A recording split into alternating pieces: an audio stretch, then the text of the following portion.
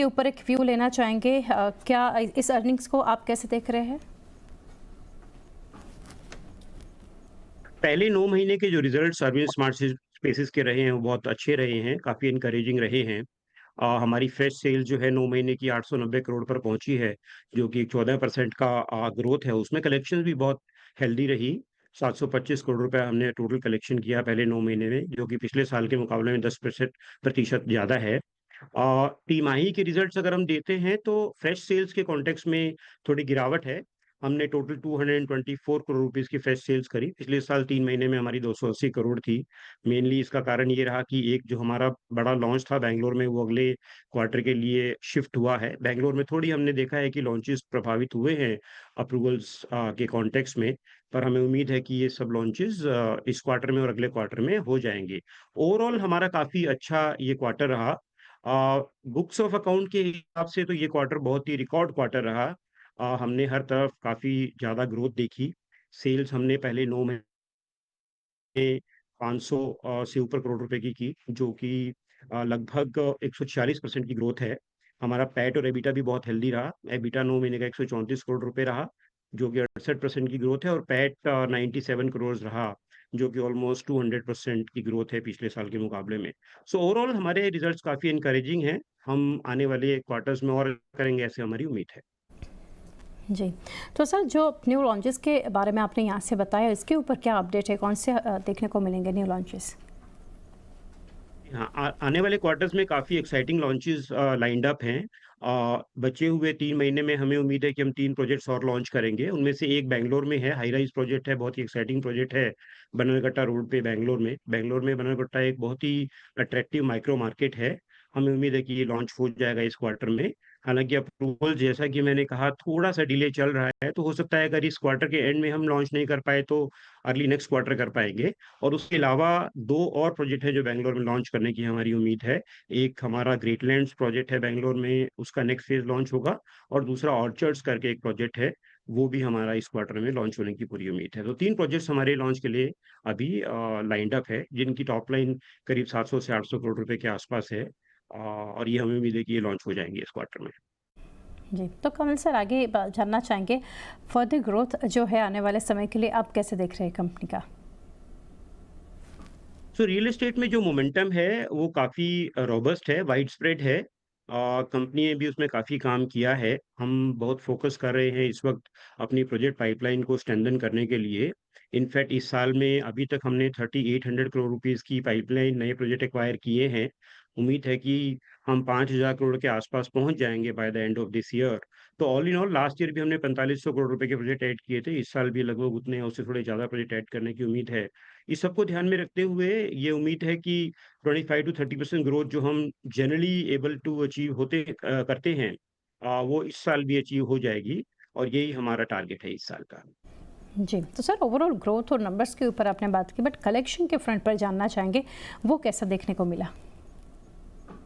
Collection बहुत healthy हैं। इस क्वार्टर में भी बहुत हेल्दी कलेक्शंस हुई। इनफैक्ट 229 करोड़ का टोटल कलेक्शन हुआ, जो कि 18% ज़्यादा है पिछले साल के मुकाबले में 3 महीने में। और year as a whole 9 months में भी कलेक्शंस बहुत हेल्दी रही। 725 करोड़ रुपए का कलेक्शन अभी तक हुआ है, जो कि लगभग 10% ज़्यादा है पिछले साल 9 मंथ्स के मुकाबले में। So all all in all collections काफ़ी हेल्दी हैं और काफ़ी एनकरेजिंग है। जी, कलेक्शन तो यहाँ से काफ़ी हेल्दी देखी, बट सर जो न्यू लॉन्चेस प्रोजेक्ट्स के बारे में आपने बताया, वहाँ पर अब तक कैसा रिस्पॉन्स है? इस साल हमने कई प्रोजेक्ट लॉन्च किए। हमारा सबसे बड़ा लॉन्च जो था आज तक, जो जो कंपनी ने किया है, उसका नाम एक्वा सिटी था अहमदाबाद में, और इसको बहुत ही एनकरेजिंग रिस्पांस मिला। Possibly one of the biggest launches city में जो आज तक हुए हैं, और रिस्पांस बहुत ही अच्छा रहा। इनफैक्ट लास्ट 3 या 4 जो प्रोजेक्ट लॉन्च हुए, जिसमें एक्वा सिटी एक रहा, अपलैंड्स 2 और अपलैंड्स 3, ये सभी लॉन्चेस बहुत ही अच्छे रहे, जिसमें हमने 7 दिन से लेके 1 महीना 2 महीने के अंदर-अंदर 70 टू 80% प्रोजेक्ट्स को बेच दिया। All in all launches have been very encouraging. बहुत अच्छा रहा लॉन्चेस का रिस्पॉन्स। जी, तो कमल सर फंडिंग को लेकर जो न्यू प्रोजेक्ट्स की आप बात कर रहे हैं, वो कैसे मैनेज किया है यहाँ से? क्या योजना थी कंपनी की इसके ऊपर? श्योर। सो कंपनी इस वक़्त एक major round of investment cycle के बीच से निकल रही है, गुज़र रही है। हमारा ये जो फंडिंग राउंड है, इन्वेस्टमेंट साइकिल है, ये बहुत स्ट्रॉन्ग है। इंटरनल अक्रूवल्स काफ़ी स्ट्रॉन्ग हैं फंडिंग सोर्स के हिसाब से। साथ-साथ कंपनी जो है, वो डेट फ्री है, इनफैक्ट नेगेटिव डेट है बुक्स ऑफ अकाउंट में। इन सबको मिला के हमें उम्मीद है कि 300 से 400 करोड़ रुपए इंटरनल फंडिंग हम जनरेट कर पाएँगे, इंटरनल अक्रूवल्स हम जनरेट कर पाएँगे। इसके साथ-साथ करीब 300 से 400 करोड़ रुपए का हम बैंक फंडिंग ले सकते हैं। एज़ वी स्पीक एचडीएफसी का जो हमारा प्लेटफ़ॉर्म है, उसमें भी काफ़ी अंडर यूटिलाइज़ेशन है। उसको अगर हम छोड़ भी देते हैं, तो करीब 700 से 800 करोड़ रुपए का तो हमारा इमीडिएट इन्वेस्टमेंट प्लान है, जो कि इंटरनल अक्रूवल्स और नॉर्मल बैंकिंग चैनल से हम फंड कर पाएँगे और उसके साथ-साथ टॉप अप में एचडीएफसी फंड्स भी हैं, एचडीएफसी प्लेटफ़ॉर्म फंड्स भी हैं। सो ऑल इन ऑल 800 से 1000 करोड़ रुपए का जो हमारा इन्वेस्टमेंट साइकिल है, वो करंटली ऑन है और हमें उम्मीद है कि ये सारी इन्वेस्टमेंट हम अगले 6 से 8 महीने में, 9 महीने में कर पाएँगे। इससे हमारी जो पाइपलाइन है, उसको काफ़ी बूस्ट मिलेगा। जैसे मैंने कहा, इस साल ऑलरेडी हमने करीब 4000 करोड़ रुपए के प्रोजेक्ट ऐड कर दिए हैं। लास्ट ईयर 4500 करोड़ रुपए के ऐड किए थे और बचे हुए साल में भी हम करीब 500-700 करोड़ रुपए के प्रोजेक्ट और ऐड कर पाएँगे। हेंस ओवरऑल इन्वेस्टमेंट और प्रोजेक्ट पाइपलाइन क्रिएशन में काफ़ी एक हेल्दी सिनेरियो है, जो कि ऐसा बना रहेगा अगले 6-8 महीने में। जी, Kamal sir, last couple of questions. एक तो जानना चाहेंगे कमिंग क्वार्टर्स के लिए आप कंपनी के लिए क्या आउटलुक, क्या गाइडेंस शेयर करना चाहेंगे यहाँ से? एज़ ए पॉलिसी गाइडेंस बहुत स्पेसिफिक हम नहीं दे पाते हैं, पर जनरली हम लगभग सभी पैरामीटर्स में 25-30% की ग्रोथ दिखा पाते हैं। फ्रेश सेल्स में, बुक सेल्स में, एटसेट्रा, एटसेट्रा। सीज़नल और ईयर टू ईयर थोड़ा बहुत वेरिएशन रहता है, पर overall company has been growing by this much और हमारा ये पूरा प्रयास है और हम सारे जो बिल्डिंग ब्लॉक्स हैं, उनको they are being put in place जिससे हमें काफ़ी उम्मीद है कि हम 25-30% की growth top line, bottom line, PAT, EBITDA इत्यादि के कॉन्टेक्स्ट में अचीव करते रहेंगे। जी, और सर लास्टली जानना चाहेंगे बजट अनाउंसमेंट जो हमने लास्ट वीक देखा, तो कौन सा ऐसा अनाउंसमेंट, आप बजट को कैसे देख रहे हैं कि इंडस्ट्री के लिए एक बूस्टर साबित हुआ रियल एस्टेट के लिए?